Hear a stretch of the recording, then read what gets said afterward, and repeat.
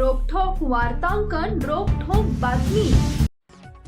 सोलापूर शहरात पार्क केलेल्या कारच्या काचा फोडून रोकड व मौल्यवान वस्तू नंपास करणाऱ्या आंतरराज्य टोळीचा फौजदार चावडी पोलिसांच्या डीबी पथकानं पर्दाफाश केलाय।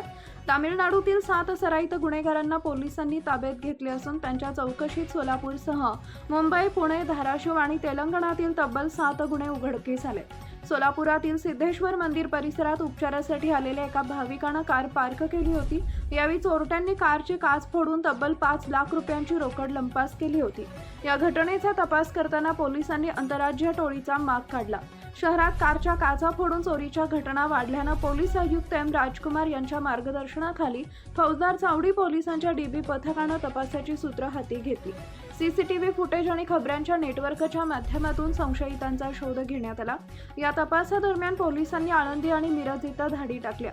आरोपी पुन्हा सोलापुरात चोरीच्या उद्देशानं आल्याची माहिती मिळाल्यानंतर पंचकट्टा ते होम मैदान परिसरात सापळा रचण्यात आला। या सापळ्यात तामिळनाडूतील 7 जण पोलिसांच्या हाती लागले। ताब्यात घेतलेले आरोपी तामिळनाडूतील तिरुचिरापल्ली आणि दिंडीगुल जिल्ह्यातील आहेत।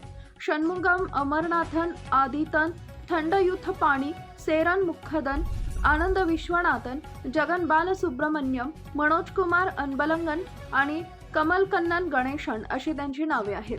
ही आरोपी मजुरीच्या बहाण्यानं विविध ठिकाणी फिरत होती।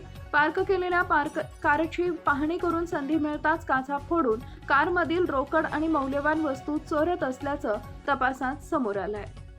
महाराष्ट्रातील महत्त्वाच्या आणि ताज्या बातम्या पाहण्यासाठी आमच्या जय हो न्यूज चॅनलला सबस्क्राईब करा आणि बेल आयकॉन प्रेस करा।